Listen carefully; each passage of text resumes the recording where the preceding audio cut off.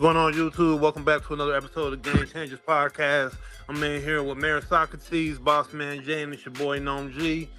And today, when playing in the snow goes wrong, Michigan's ex-head coach, Sharon Moore, obviously has been fired and let go for some crazy situations that he's had with a staffer that he had on his coaching staff that he was having a relationship with. And, some crazy stuff has obviously transpired from that. So, Boss Man Jay, you got more on, of this topic right now. I want to put that stuff up there so we can see what's going on with that. So, I hear the boy basically had a nervous breakdown, man. Sharon, like you said, Sharon Moore, head coach of the Michigan Wolverines, the first African-American head coach of that institution. And he just snapped out after he got fired for an inappropriate relationship with a staffer. During an argument with his wife, Moore threatened to off himself. He then drove to and broke into the home of his assistant, where he held her hostage with a knife to her throat and threatened to kill both himself and the staffer. He was then intercepted at a local church after his wife provided his phone location to authorities. He is now in protective custody. Just a tragic chain of events for all the parties involved. Yeah, man, this boy tripped all the way out.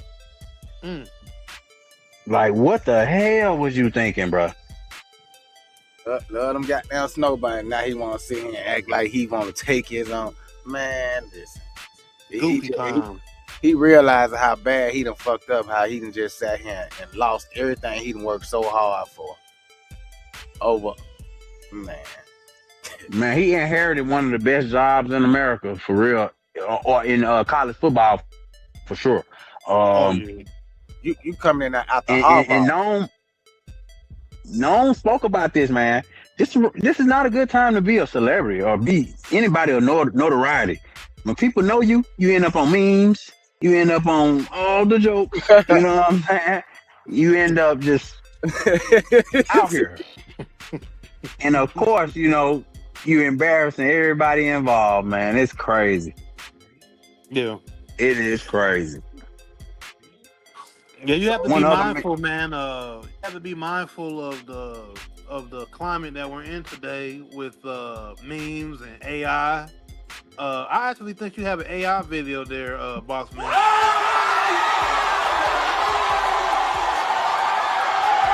I love snow bunnies. Why they put Coke on that man's face? Internet is undefeated, man. You can never win with the internet, for real. Man, undefeated. So, I mean, when you take these high-profile jobs, when you become a celebrity in whatever facet, in whatever form, you become a public figure, and people are looking up to you, and for whatever reason, those are the things you got to be ready for. And I don't think at that current time, which, everybody will say, oh, if I was this, I was doing this, I would have, he obviously was doing something, he was doing his thing out there, and he probably should have been smarter about him, stepping out on his family, on his wife like that, and knowing that he, just knowing the position that he had. And it all came crashing down on him, obviously that day, and he turned up, and now he's locked up for what he's done. So yeah, you just got to be mindful of, man.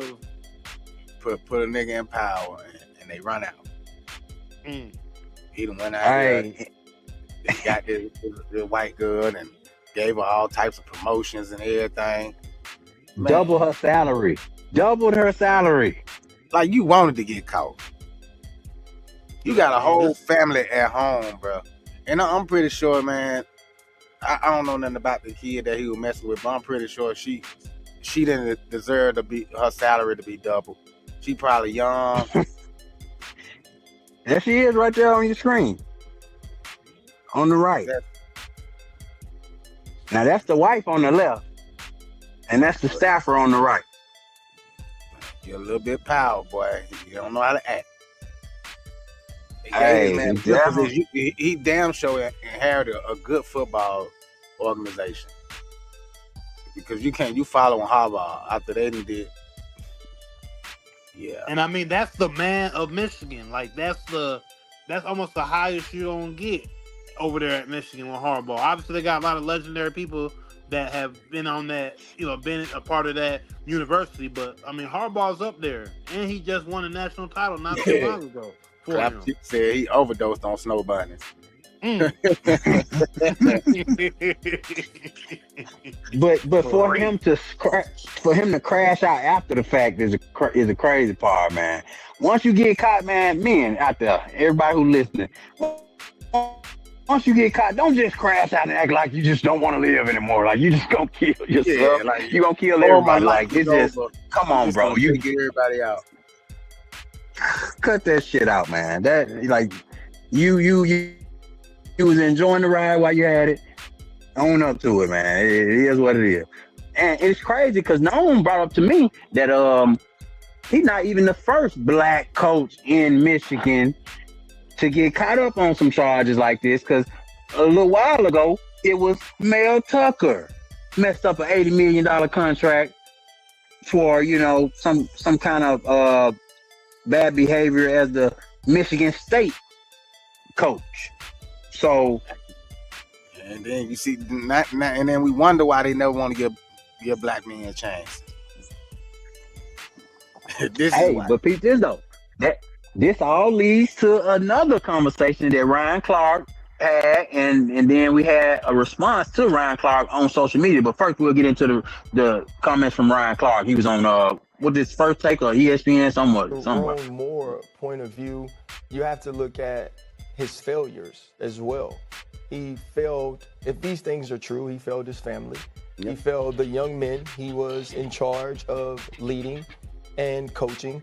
And he also failed a community of coaches who would love to follow him to get an opportunity to coach at a historically great university like a Michigan, to be amongst the names of the Yost and the Schembechlers and the Lloyd Carrs. That was the opportunity that he had that he failed at. And we also have to think about this young lady who was a subordinate and what these accusations or what these actions will do to her for the rest of her life. And so now if you're Sharon Moore, who was the first African-American head coach at the University of Michigan, there's also a community of coaches that would love to follow in your footsteps that will be partly judged because of your actions. He does have to own that. He does have to, at some point, acknowledge that. He has to be held accountable. Okay. I don't know about putting all that on your shoulders. So, and that, what I'm saying, that brings another conversation up, because if this was some other color person, would we get that whole conversation of, oh, well, now we can't hire that type of coach because these coaches did this? I don't think that conversation even happened anywhere else. But anyway, there is a response Noam sent me from Uncle Luke, of all people, which I hate to have this conversation when it's our rappers and entertainers having conversation with people who, Yeah, but I will say in Luke's defense, Uncle Luke's defense, he has been a part of the coaching community down there in Florida, which, Florida is a huge recruiting area. He's been a part of that community for probably since the 90s when it comes to football. So, oh, for sure. Music and football probably have been hand in hand in his career for a long time, for sure. So I know he's respected in them circles and all of that. Yeah. So he took those comments from Ryan saying that the man got to be held accountable and this and that, and this is what Uncle Luke had to say. Let me say this to Ryan Clark. You say a lot of dumb shit on TV. You and a couple other people, when you get them on, I just turn that motherfucker off. But this is by far one of the dumbest things that you've ever said. When you said that Coach Moore has set back African-American coaches and he's a disservice to African-American coaches. That's a bunch of bullshit. I'm a coach, and I deal with college coaches on a daily basis. Not a day that go by I don't deal with black college coaches. White ones too. It's not a setback. And here's what's worse about it. ESPN should be suspending your ass for saying some dumb shit like this, because if you would have said the same thing that when Petrino did it, oh, white coaches are being set back hundreds of years because of Petrino. See, what you don't understand is you're feeding into the bullshit. You have just set black coaches back because you are giving these people what they want to not hire black coaches. You are flaming the fires. So when the brother goes in and get ready to become the offensive coordinator, defense coordinator, or head coach, they remember what you just said, and they use that against these black coaches, bruh. You smarter than that. Unless you just working for them. You're setting black coaches back because you're giving them this bullshit ammunition. I can name. Yeah, I gotta agree with Luke on that. That's exactly what I was saying. Like you can't put all that on his shoulder, because what he's done doesn't reflect any other coach. So I gotta agree with and Luke. I agree too. I agree with Luke too. But of course, you know, he's saying, and I agree with shit like that though. Mm-hmm. Because we giving them the excuse that they looking for. That. Yeah, because just like Luke said though, this is not a race thing. This is men being put in positions of power with coaching and being on college campuses around a lot of young women and having access to young women. This isn't a race thing. This is a men being able to be in positions of power and having up the pick of the litter, if you should say, to go and see young women that maybe want to move up the ladder and deal with one of the coaches or anybody that's in power within that organization or university. You know, this isn't a race thing, in my opinion, but it gets turned into that when people bring those talking points in there. You know, that's just reality to me. Like, or I don't think Ryan was trying to be like that, but he does end up in a lot of controversy because he does have a lot of talking points that are kind of like more liberal, I would say. You know what I'm saying? But I don't think he meant anything by it. But you're right. We can't give him the ammunition. You can't tell him what the fuck to use against us.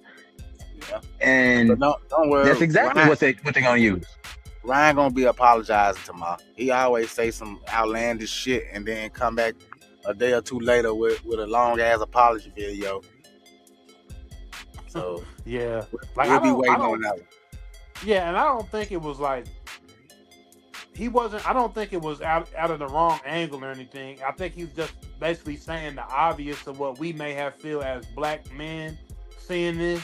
Like, you know, it's like saying the quiet part out loud, right? So he's basically saying that out loud, but it's kind of like you don't need to say that, especially not now. Like now, where black coaches in the NFL, college are getting their biggest shot ever. When we knew we never saw black coaches on the sidelines of any football organizations, college or NFL. So we're on this upswing, and then this happens, and then you make it like it's just over for black coaches. Like, come on, bro, this is a separated issue, and this is, once again, like I said, I don't feel this is a race issue. This is just when men are in positions of power. This is not usually, but these are sometimes the things that happen.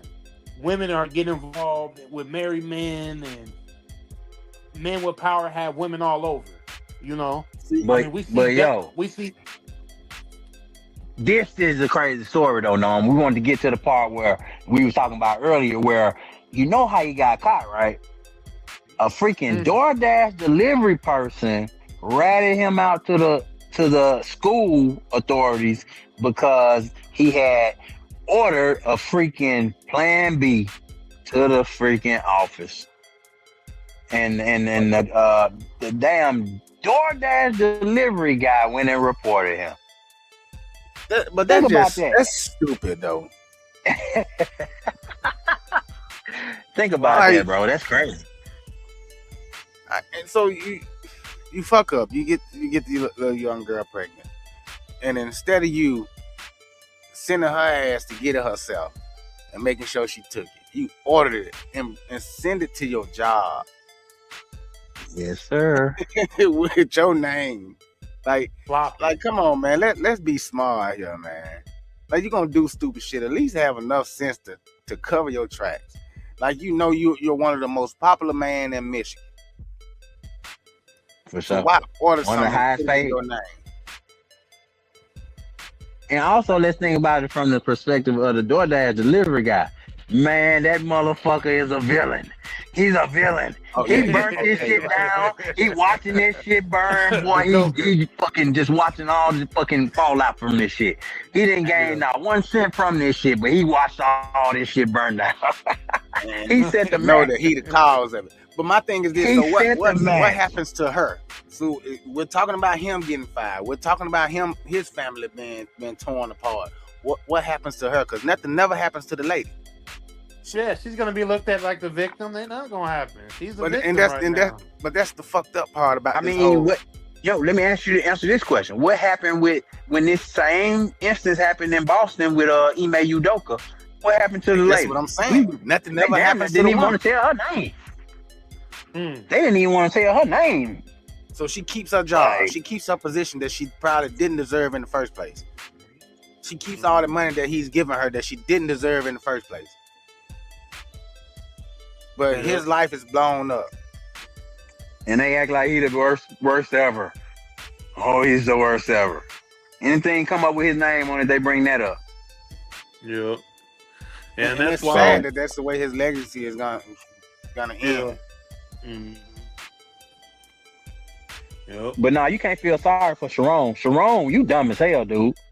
I'm not Sharon dumb as hell, man. At all. Like I don't got no sympathy for him at all because you did this to yourself.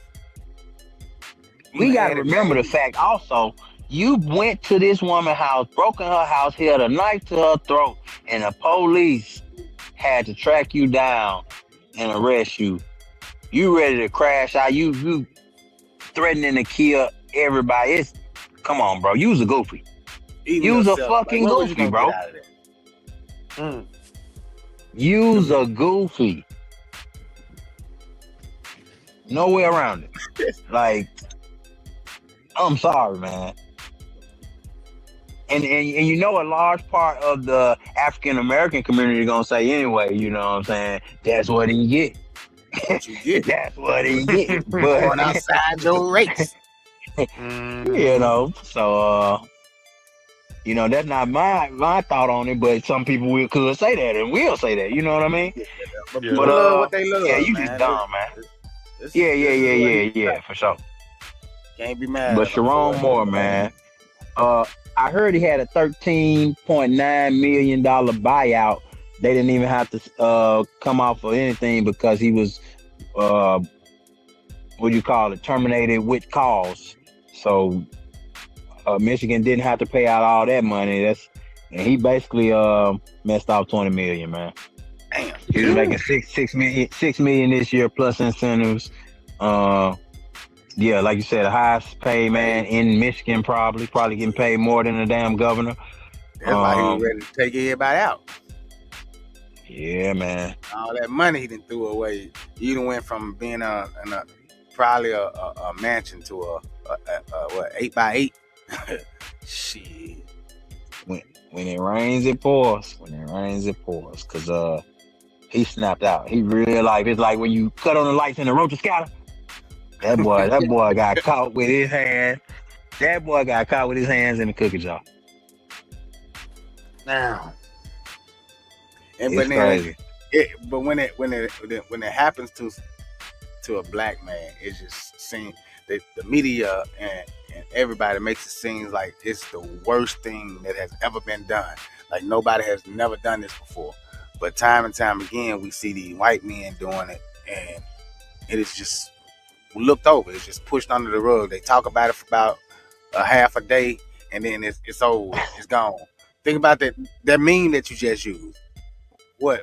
Maybe a week they talked about these people, and then all of a sudden you heard nothing else about it. It's over with. Nah, you heard about them folks. That was so maybe funny, for bro. about a week or two. I mean, you still was getting the memes and everything, but you wasn't hearing about what happened with them or what happened with the family. But they bringing up all this family history and everything. Just like when it happened to Ume Udoka. Shit, they talked about that for about what, a month? I was just saying when it's one of us, it lingers.